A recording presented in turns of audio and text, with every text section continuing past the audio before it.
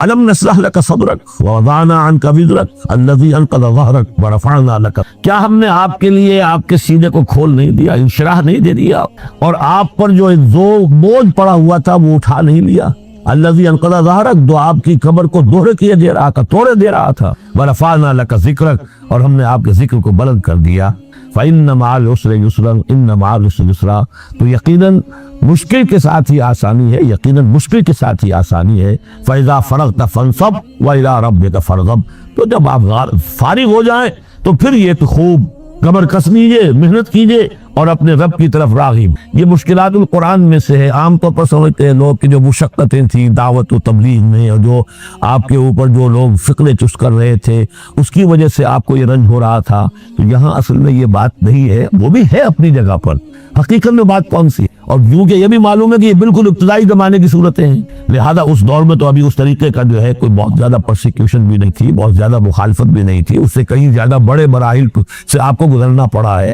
3 سال کی جو بھی کچھ بھی بنی ہاشم کی قید ہے وہ بات کی بات ہے، جو یوم طائف آ رہا ہے وہ اس کے بہت بعد کی بات ہے، یوم احد بہت بعد میں آ رہا ہے۔ یہ اصل میں کیا ہے، جس شخص کو اللہ تعالیٰ نبوت دے اس کی سب سے زیادہ جو خواہش ہو وہ اللہ کے ساتھ لو لگا کر، اور رسالت کا فریضہ ایسا ہے کہ جاؤ خلق خدا کو ہدایت کرا۔ اب کہاں وہ کیفیت، دن ڈھونڈتا ہے پھر وہی فرصت کے رات دن بیٹھے رہے تصور جانا کیے، کہاں اللہ کی طرف رخ کر کے اللہ کا بندہ کھڑا ہے رات کے وقت، کیا اس کی کیفیت ہے، اس کے قلب کی روح کی کیا انشراح ہے، کیا انبساط ہے، کن بلندیوں پر اس وقت وہ ہے، کس روحانی وسعتوں کے اندر جو ہے وہ اس وقت تیراکی کر رہا ہے، اور کب جا رہا ہے، کسی نے کہہ دیا پاگل ہے، کسی نے کہہ دیا کہ یہ تو مجنون ہے۔ دیکھو ذرا یہ شخص ہے جو کہتا ہے آپ کے معبودوں کو بھی یہ غلط ہے، اب اس کا ایک تقدر ہو رہا ہے دل کے، کہاں وہ کیفیت۔ علامہ اقبال نے اسے لکھا ہے، 4th لیکچر ہے ان کا جو خطبات میں شیخ عبدالقدوس گنگوہی رحمۃ اللہ علیہ کا قول دیا۔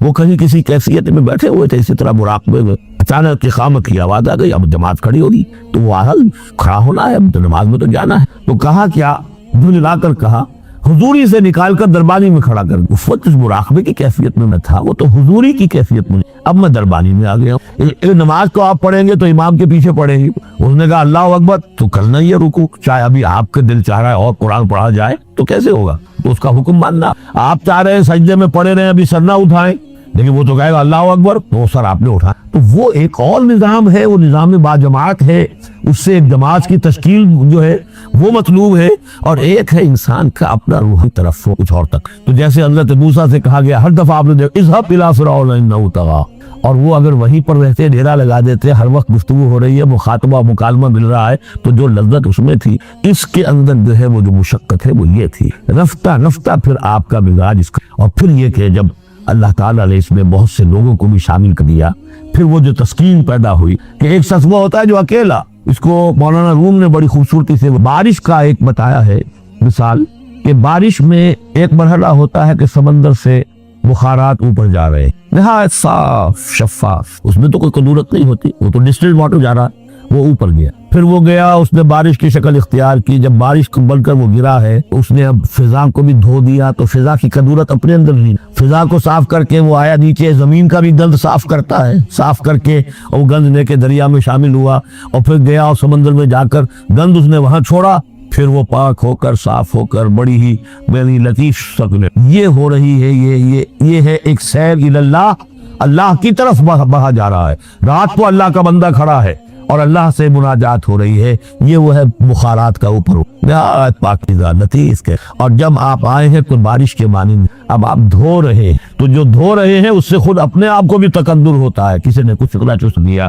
اب آپ کو ضرورت ہے کہ پھر ذرا اپنے آپ کو بھی صاف کریں دوبارہ، پھر رات کو کھڑے ہو، سیر اللہ، سیر فی اللہ، سیر عن اللہ الی اللہ، یہ جو ہے جو تبلیغ کا اور فریضہ رسالت ہے یہ بھی سیر اللہ ہے نتیجے کے اعتبار سے، لیکن اس وقت عن اللہ ہے، اللہ کی طرف تو پشت ہو گئی اب، لیکن جب آپ نماز میں کھڑے ہیں تو رخ کدھر ہے؟ اللہ کی طرف جا رہے ہیں تبلیغ کے لیے تو اللہ کی طرف تو پشت ہو گئی، اب تو آپ جا رہے ہیں تو خلق کی طرف آپ کا رخ ہے، اللہ کی طرف تو پشت ہے۔ اس حوالے سے وہ عروج ہے، یہ نزول ہے، اور یہ نزول جو ہے یہ بڑا شاخ برتا ہے ایسے جسے عروج کی لذت حاصل، یہ ہے وہ سختی۔ الم نشرح لك صدرك ووضعنا عنك وزرك الذي انقض ظهرك ورفعنا لك ذكرك فإن مع العسر يسرا إن مع العسر يسرا فإذا فرغت فانصب۔ اے نبی وہ وقت آ جائے گا، آپ اپنے اس فرد منصبی سے جب فارغ ہو جائیں گے، جب اللہ کا دین غالب آ جائے گا، پھر آپ یکسو ہو کر وہ جو آخر میں آیا اذا جاء نصر اللہ والفتح ورأيت الناس يدخلون في دین اللہ افواجا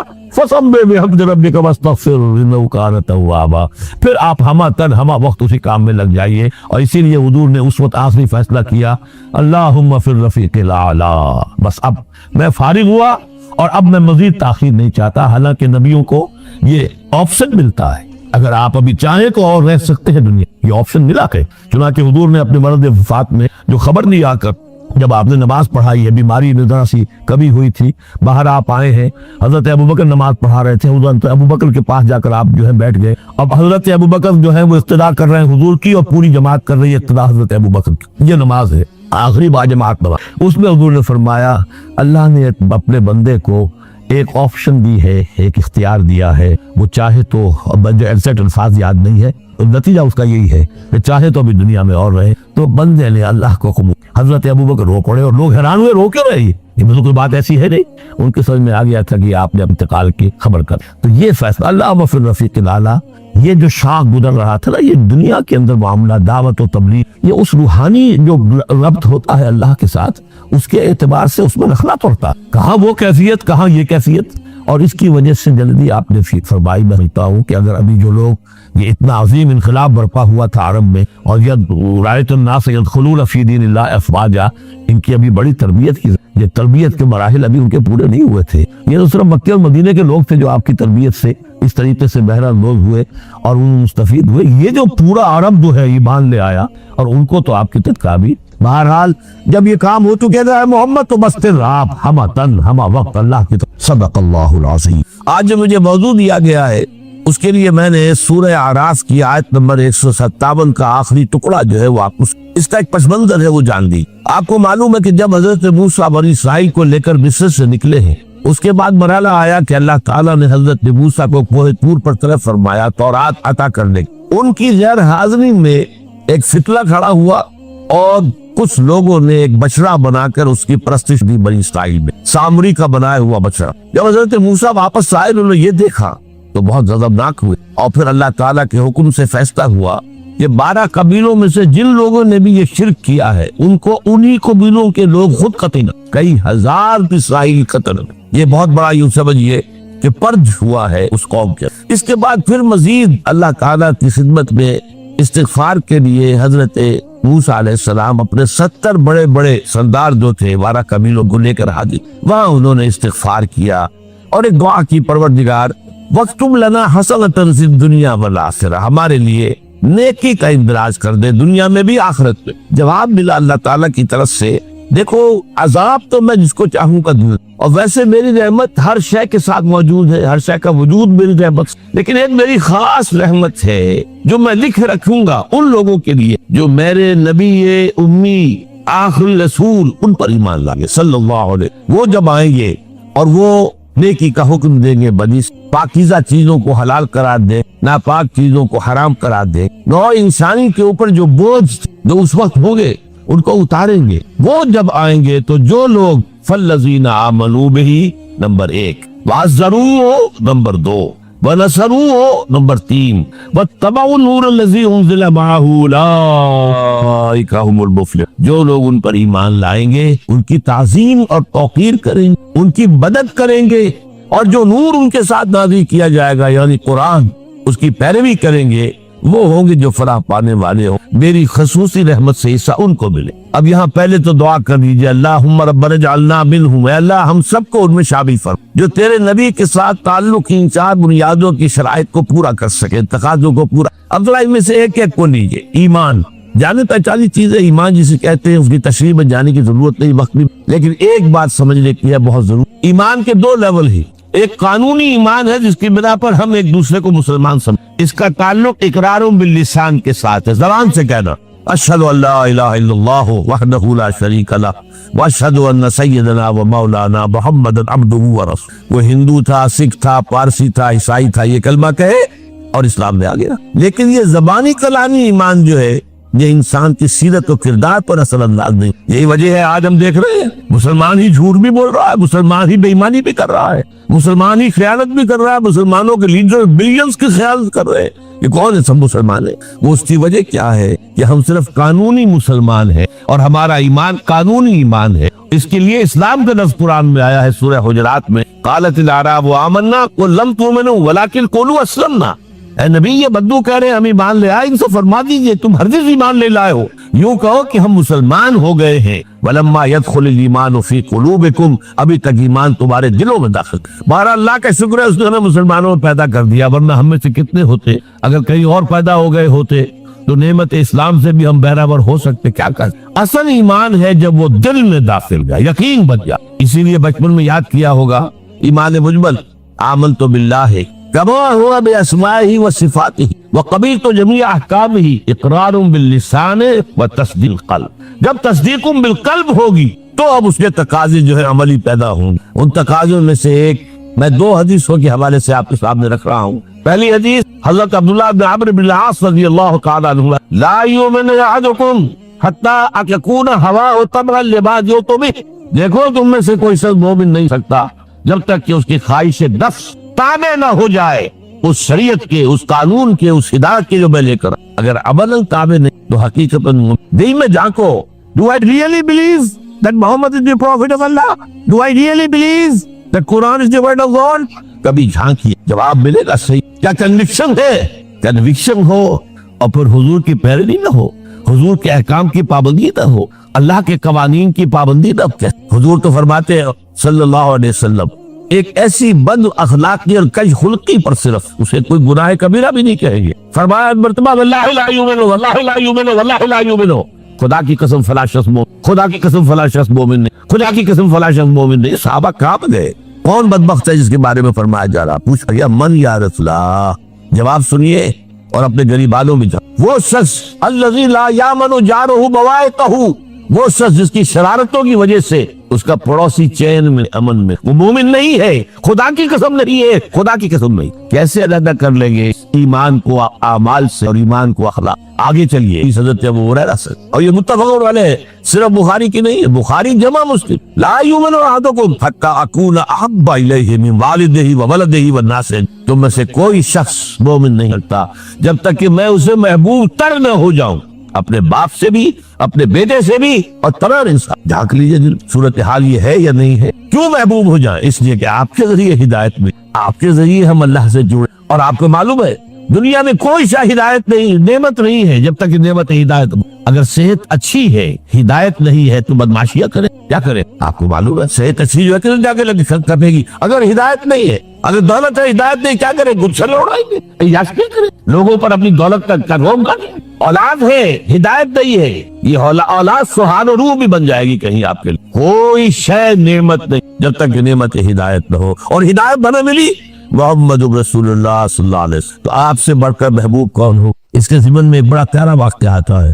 حضرت عمر سے پوچھتے ہیں حضور ایک مرتبہ, عمر تمہیں مجھ سے کتنی محبت؟ اندازہ کیجئے کہ اس قدر اپنائیت کسی سے ہوتی ہے تب یہ سوال ہوتا ہے, عمر تمہیں مجھ سے کتنی؟ عرض کیا حضور مجھے آپ دنیا کے ہر انسان سے زیادہ محبوب. فرمایا اور اپنی جان سے ذرا سا توقف کیا, دل میں جھانکا, ہاں حضور اب میں یہ بھی کہتا ہوں کہ میری جان سے بھی زیادہ عزیز ہے. آپ نے فرمایا الان عمر اب پہنچے ہو جو مقام ہے, درکار ہے, جو مطلوب. تو محبت اس درجے کی, اطاعت اس درجے کی. اگر نہیں ہے تو ایمان نہیں. ہاں قانونی ایمان ہے, اب مسلمان ہے, اللہ کا شکر ہے, بہت بڑا فضل ہے. اب اگلے بات پر آئیے, عزروہ, ان کی تاخیر, ان کی تعظیم کرے. یہ تعظیم کس درجے؟ اب وقت بہت کم ہے, میں صرف آپ کو سورہ حجرات سے مثال دے. فرمایا گیا یا ایھا الذین آمنوا لا ترفعوا اصواتکم فوق صوت ولا تجهروا له بالقول كجهر بعضکم لبعض ان تحبط اعمالکم وانتم لا تشعرون.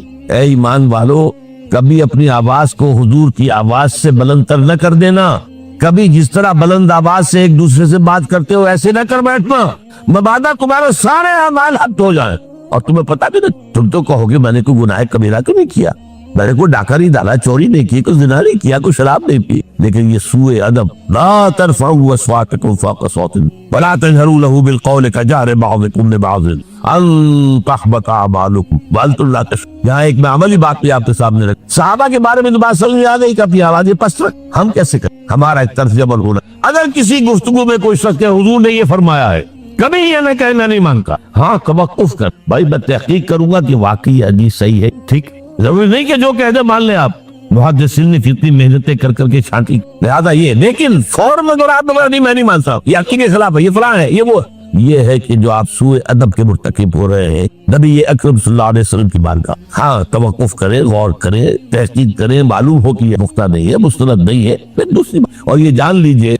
हमारा जो माशरा है इसका एक कानूनी जो है अहाता है, ये भी सूरह हुजरात की पहली आयत है, या अय्युहल्लज़ीना आमनू ला तुक़द्दिमू बैना यदैहिल्लाहि व रसूल, अल्लाह और उसके रसूल के अहकाम का दायरा है, उसके अंदर अंदर रहो, बाद में निकल सकते। लेकिन इस दायरे के अंदर एक मरकजी शख्सियत जिसकी दिल आवेजी, जिसका हुस्न सुलूक, जिसका हुस्न किरदार, जिसका हुस्न अखलाक मरकज बन जाए, तमाम लोगों की जज्बाती मोहब्बत का मरकज बन जाए, अगर ये नहीं होगा तो माशरा मजबूत नहीं, महज कानून और दस्तूर पर माशरा मजबूत नहीं। किसी शख्सी, अब आपको मालूम है आखिर हिंदुस्तान के माशरे में गांधी का एक मकाम है कि नहीं है, आखिर ये सारा मामला चल रहा है उसी के जुट के नहीं, माओ से तुम के मामला है कि नहीं, ये सारा मामला दुनिया। आम लोग कह देते रैशनलिस्ट लोग कि इन चीजों की क्या जरूरत है, पहले कानून देखना चाहिए, दस्तूर देखना, जज्बाती एक हस्ती तो ऐसी हो कि जिसके कुछ कहने पर सड़क दुकानें बंद हो जाए। और इसका नक्शा मैं सऊदी अरब में देखता हूँ, अगर वहाँ के दो बंदू लड़ रहे हैं और एक दूसरे को खाने को दौड़ रहे हैं, कोई शख्स कहते सल्ले अला नबी, फौरन खाओ,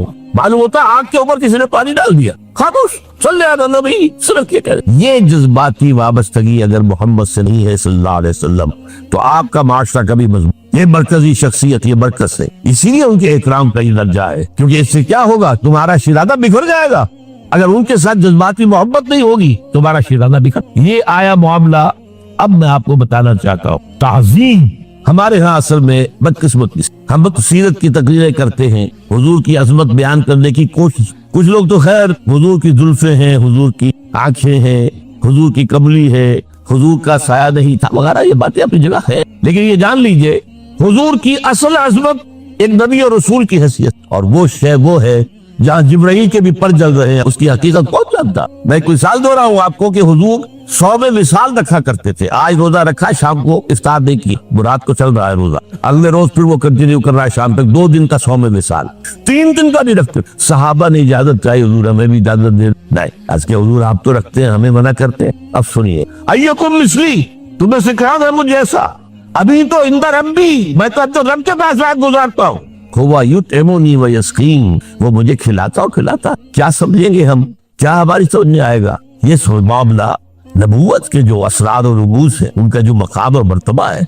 वो कोई नबी पहचान सकता, गैर नबी तो पहचान ही नहीं सकता। एक डॉक्टर का क्या मकाम है अपने फन में, वो कोई डॉक्टर नहीं समझ सकता, गैर डॉक्टर कहाँ समझ, और हकीकत में वही समझेगा जो उससे भी ऊपर का डॉक्टर, नीचे वाला तो नहीं समझ सकता। जो कमतर है वो तो सिर्फ ऊपर देखेगा, अल्लाह अल्लाह खैर, जो ऊपर है और जाहिर है मोहम्मद से ऊपर कोई। यही वजह है, देखिए शेख सादी को क्या कहना पड़ा, या साहिब अल जमाल व या सय्यद अल बशर मिन वजहिकल मुनीर क़द नुव्विर अल क़मर ला युमकिनु सनाउ कमा कान हक़्क़ुहु बाद खुदा बज़ु तुई इस मोहम्मद सल्लल्लाहु अलैहि वसल्लम, आपकी सना जैसे कि हक है हो ही नहीं सकती।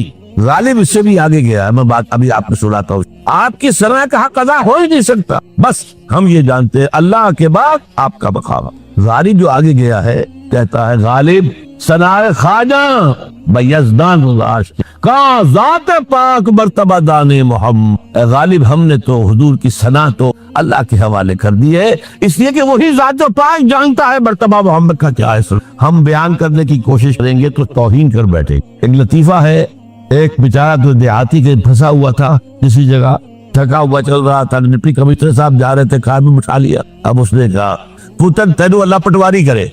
अब उस गरीब की जो है उसके ज़हन में तो पटवारी से ऊपर तो कुछ है ही नहीं, उसके कलम से जो है इधर का इंतकाल उधर हो गया, उधर इधर चली गई, तो उस बुद्धिसी को वो तारीफ कर रहा है अपने समझ के मुताबिक पटवारी करे, तो हम कहीं पटवारी वाला मामला ना। हाँ, एक पहलू ऐसा है इसके हवाले से हुजूर की अजमत हमारी समझ में आएगी। हुजूर एक इंसान की हैसियत से, एक बात की हैसियत से आपका क्या तर्ज है, जरा याद कीजिए। जिगर गोश है रसूल हजरत फातिमा बतूल रज़ी अल्लाह ताला अन्हा, वो हाजिर हो, अब्बा जान देखिए चक्की पीस पीस कर ये गट्टे पड़ गए मेरे हाथ में, کہ کنویں سے پانی لاتی ہوں، مشکیزیں کہ یہاں پر بندیاں پڑ گئی۔ حضور اب تو عام لوگوں پر بھی آسانیاں ہیں، لوگوں کے ہاں غلام آ گئے ہیں، کنیزیں آ گئی ہیں، مال و دولت، مجھے بھی کوئی غلام کر۔ اور آپ کو معلوم ہے یہ لخت جگر، نور چشم، محمد کی سب سے پیاری بیٹی صلی اللہ علیہ وسلم، کوئی شک نہیں، فاطمہ کیا بیٹی ہوگی ان کے قلب، لیکن فرمایا کیا بیٹی، یہ دنیا کی چیز، میں تمہیں اس سے بہتر شے دیتا ہوں، تصویر فاطمہ۔